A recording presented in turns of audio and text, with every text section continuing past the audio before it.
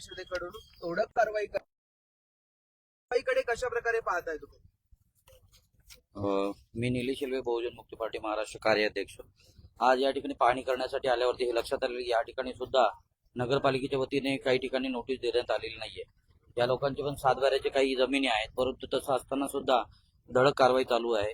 आणि दरवेळेस नगरपालिकेचे मारुती गायकवाड हे कारण सांगतात की जी रिट पिटिशन हायकोर्टच्या कडून आदेश आलेला आहे, हायकोर्टच्या माध्यमातून जे एसटीपी संदर्भात आलेले आदेश आहेत, जी रिट पिटिशन 7404 ची आहे, त्याच्यामध्ये पर्टिक्युलरली एसटीपी म्हणजे सांडपाण्याच्या नियोजनाच्या संदर्भात निर्देशन दिलेले आहेत की ज्या ज्या बिल्डिंग्सने या ठिकाणी एसटीपी प्रक्रिया पूर्ण नाही केलेली आहेत त्यांच्या इकडे पटापट तातडीने एसटीपी प्रक्रिया पूर्ण करावीत आणि त्यांचं जे सांडपाणी आहे ते उल्हासनगर नदीमध्ये सोडण्यात यावं. त्याशिवाय त्यांनी ते पाणी डायरेक्ट टाकू नये आणि ज्या ज्या बिल्डिंग्सने अशा प्रक्रिया पूर्ण केल्या नसेल त्यांनी तातडीने करून या अशा पद्धतीचा त्यांना अहवाल मागितला होता. तर अहवाल दाखवण्यासाठी एक कारवाई झाली आहे म्हणून हे सरसकट हे जे टपऱ्या वगैरे किंवा जे शेड्स आहेत ते तोडले जात आहेत. इथे पर्टिक्युलरली गोरगरिबांना टार्गेट केलं जात आहे. एसटीपीच्या अनुषंगाने या ठिकाणी जी बिल्डिंग्स आहेत, ज्या बिल्डिंगमध्ये एसटीपी नाही झालेले आणि एसटीपी न करता त्यांना ओसीसीची मिळाले अशा बिल्डिंगची नावं त्यांना देणं गरजेचं होतं. परंतु ते जर दिलं असतं तर मुख्याधिकारी स्वतः अडचणीत आले असते, तिकडचे जे रहिवासी ते अडचणीत आले असते किंवा ज्या व्यावसायिक आहेत, बिल्डर आहेत, ज्यांनी ही एसटीपी न करता ओसीसीसी घेऊन ती बिल्डिंग बांधलेली आहे ते अडचणीत आले असते. परत त्याच्या व्यतिरिक्त जे स्थानिक नगरसेवक आहेत ते सुद्धा अडचणीत आले असते. कारण या सर्व गोष्टींमध्ये नगरपालिकेने परमिशन देऊनच ती कारवाई ही केलेली आहे, बिल्डिंग पूर्ण केलेली आहेत. परंतु बिल्डिंगचा परवाना द्यायच्या अगोदर त्यांनी एसटीपी प्रक्रिया पूर्ण झाली का हे पाहणं गरजेचं होतं. म्हणून अधिकारी सुद्धा अडचणीमध्ये येणार, त्यांच्यावरती इन्क्वायरी लागू शकते. या सर्व गोष्टींना लपवण्यासाठी मारुती गायकवाड यांनी काय केलेलं आहे, सरसकट बदलापूरच्या ज्या शेड्स आहेत किंवा गोरगरिबांची जी घरं आहेत त्यांच्यावरती कारवाई करण्यासाठी चालू केलेली आहे. म्हणून आम्ही बहुजन मुक्ती पार्टीच्या माध्यमातून हा अर्ज तयार केलेला आहे. याच्यामध्ये त्यांच्यावरती फौजदारी गुन्हा दाखल व्हावा अशी आम्ही मागणी केलेली आहे, कंटेम्प्ट ऑफ कोर्टची मागणी केलेली आहे आणि ज्या लोकांचं नुकसान झालं त्यांची नुकसान भरपाई करण्यासाठी आम्ही त्याच्यामध्ये मागणी केलेली आहे. आणि हे आम्ही सर्व लोकांना आवाहन करतोय की कात्रप या ठिकाणी माझं ऑफिस आहे, त्या ठिकाणी हे फॉर्म उपलब्ध आहेत, तुम्ही त्या ठिकाणी यावं आणि हा अर्ज भरून द्यावं.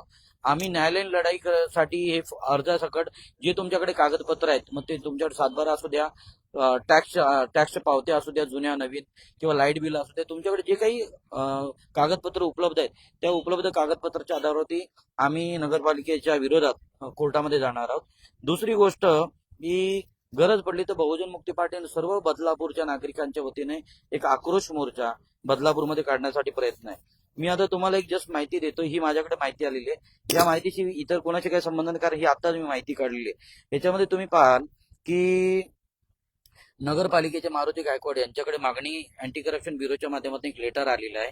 त्याच्यामध्ये पूर्ण 2010 पासून ते 2025 पर्यंत जे काही बदलापूरमध्ये संयुक्त घोटाळा झालाय त्याच्या संदर्भात किसन कथोरे साहेब यांनी काय केलेलं आहे, अर्ज दाखल केलेला आहे अँटी करप्शन ब्युरोला. आणि अँटी करप्शनच्या माध्यमातून नगरपालिकेला हे 2 अर्ज केलेले आहेत. या 2 अर्जांमध्ये पूर्ण माहिती त्यांनी मागितलेली आहे. मग त्यामध्ये मागासवर्गीय जो फंड आहे, निधी आहे त्याचा असेल किंवा या बदलापूरमध्ये जे विविध विकास कामं झालेली त्याच्या अनुषंगाने असेल, हे जवळजवळ असे 5 आणि ते 4 9 प्रश्न या ठिकाणी केलेले आहेत, 9 माहिती मागितलेली आहेत. आणि त्यासाठी 2010 पासून 2025 पर्यंत सर्वच गोष्टी या ठिकाणी ज्या संयुक्त भ्रष्टाचार झाल्याचा आरोप आहे, जवळजवळ 1500 करोडचा भ्रष्टाचार झाल्याचे आरोप किसन कथोरे साहेबांनी केलेला आहे. हा जो संघटित भ्रष्टाचार आहे त्याला त्याची चौकशी करण्यासाठी, तिची उघड चौकशी करण्यासाठी अँटी करप्शन ब्युरोने हे पत्र नगरपालिकेला दिलेले. म्हणजे एक ठिकाणी असा संशय निर्माण होतो की हा जो 1500 करोडचा जो भ्रष्टाचार आहे तो लपवण्यासाठी या ठिकाणी कारवाई होते का, किंवा मुख्याधिकारी हे दबावामध्ये आहेत आणि त्याच्यामुळे कारवाई करतायत का. आणि कारवाई करत असताना जे उच्च न्यायालयाचे, सर्वोच्च न्यायालयाचे जे आदेश आहेत की ज्याच्यामध्ये कारवाई करताना त्यांना नोटीसच देणे, त्यांची हरकती घेणे, त्यांची सुनावणी घेणे आणि त्यांना वेळ देणे, ही प्रक्रिया का पूर्ण करत नाही, त्यांचे कमीत कमी नुकसान होईल याचं का ती लोक ते काळजी घेत नाहीत. कारवाई करताना तर या ठिकाणी पाहिलं तुम्ही रेसिडेन्शियलवरती पण कारवाई झाली, मागे पण कारवाई झाली, त्यावेळेला पण रेसिडेन्शियल एरियावरती आणि त्यांच्या कुटुंबावरती कारवाई झाली, ती लोक बेघर झालेले. आता पुन्हा या इकडे महिला आहेत त्यांना सुद्धा सांगितलेले की कारवाई त्या ठिकाणी होणार आहे. म्हणजे एक प्रकारचा अमानुष हा जो अन्याय इथे चालू आहे हा कुठेतरी थांबला पाहिजे, त्यासाठी बहुजन मुक्ती पार्टीचा प्रयत्न आहे. आणि म्हणून आपण सर्वांना मी आवाहन करतो की येणाऱ्या काळामध्ये नगरपालिकेच्या विरोधात आणि इकडचे स्थानिक नेते जे या कारवाईमध्ये सामील आहेत त्यांच्या विरोधात आम्ही आक्रोश मोर्चा काढणार आहोत आणि त्यासाठी सर्वांना सामील व्हा असे आम्ही आवाहन करतो. आणि दुसरं महत्वाचं म्हणजे आम्ही सर्व कायद्याच्या चौकटीत राहून काम करत असल्यामुळे न्यायपालिकेमध्ये भरपाईची मागणी करण्याच्या दृष्टिकोनातून फौजदारी गुन्हा दाखल होण्याच्या दृष्टिकोनातून आम्ही हा अर्ज तयार केलेला आहे. तो अर्ज तुम्ही आमच्याकडनं कलेक्ट करावा आणि ते ज्यांचे नुकसान झालेले आहेत, जे प्रभावित आहेत त्या लोकांचं तुम्ही या ठिकाणी काय करायचं आहे, फॉर्म भरून तुमच्या डॉक्युमेंट सहित तुमची जी काही कारवाई झाली त्या कारवाईचे फोटो लावून तुम्ही आम्हाला हे अर्ज जमा करायचे आहेत. आम्ही तातडीने न्यायपालिकेत धाव घेऊन तुम्हाला न्याय मिळवून देण्याचा प्रयत्न करू. एक नागरिक आहेत आपण त्यांच्या प्रतिक्रिया दादा बोलतात. दादा एकंदरीत काय सांगणार, कारवाई आपल्यावरही करण्यात आली? कारवाई करता येते माझ्या पुढेचा विचार न करता आम्हाला कुठल्याही प्रकारची नोटीस किंवा काही आमच्या सातबाराच्या जागा असताना एक प्रकारे आमच्यावर जबरदस्तीने हात फिरवण्यात आलेला आहे. तुम्हाला या संदर्भात कुठली सूचना दिली होती? नाही, काहीच. करा किंवा जे काही कुठल्याही प्रकारची आम्हाला सूचना न देता ते काम केलेलं आहे. आम्ही विनंती पण केली, भरपूर त्यांना हात जोडून विनंती केली, आम्हाला एक अर्धा तास द्या म्हणून. त्यांनी मला शेवटी डोळ्यात अश्रू आले तरी ते ऐकलं नाही. किती नुकसान झालंय साधारणतः? आता नुकसान तर पूर्ण शेड पण तोडले, ते आमचं बाजूचं बांधकाम पण पूर्ण तोडलेलं आहे. काय आता मागणी असणारी प्रश्न? आम्हाला आमची भरपाई मिळायला पाहिजे बस. एकंदरीतच सकाळपासूनच हा आपण आक्रोश करतोय. काय सांगाल, कारवाई करण्यात आली तुमच्यावरती, काय नेमकी मागणी? हम लोग को घर खाली करने को बोले हैं, बोलते हाँ बोले कि तुरंत लगेज खाली करो, नोटिस नहीं दिया। हमारा छोटा छोटा बच्चे हैं, हम लोग जाएगा किधर, हमारे रहने को ठिकाना नहीं है। तुरंत बोला कि लगेज खाली करो। हम लोग बोलने लगे दादा हम लोग जाएंगे किधर, बोले तुम देखो। ऐसा करके हम लोग को वो किया, अभी घर खाली करने को ताबड़तोड़ बोले हमारा ठिकाना नहीं, रहने को नहीं, कुछ नहीं। हम लोग जाओ तो किधर जाओ, हमारे छोटे छोटे बच्चे, हमको कुछ नहीं मिला। हमको डायरेक्ट जीसीबी लेके आए, बोले भी तुरंत का घर खाली करो। हम लोग जाए तो किधर जाए? हाँ भाई साहब, गाय है मेरे पास, 10 गाय हैं, छोटे छोटे बच्चे सब लेके हम लोग परेशान है। बोल रहा है तुरंत खाली करो। कैसे खाली करेंगे? अपनी गाय को लेके कहाँ हम लोग जाएंगे?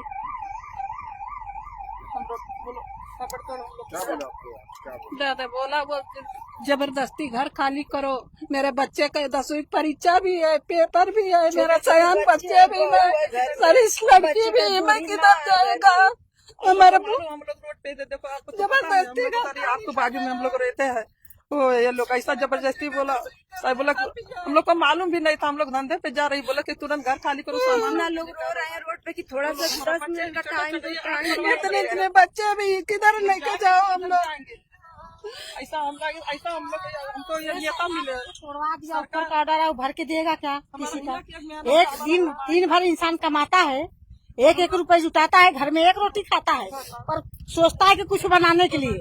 अब ये आके एक झटके में तोड़ दिया, गवर्नमेंट ये करेगा, भरपाई देगा क्या किसी का? हम लोग कैसे खाते, कैसे जीते, बनी करते, मजदूरी करते, सब करते हैं। हमारा घर खाली करने के लिए बोला, हमको नोटिस नहीं दिया,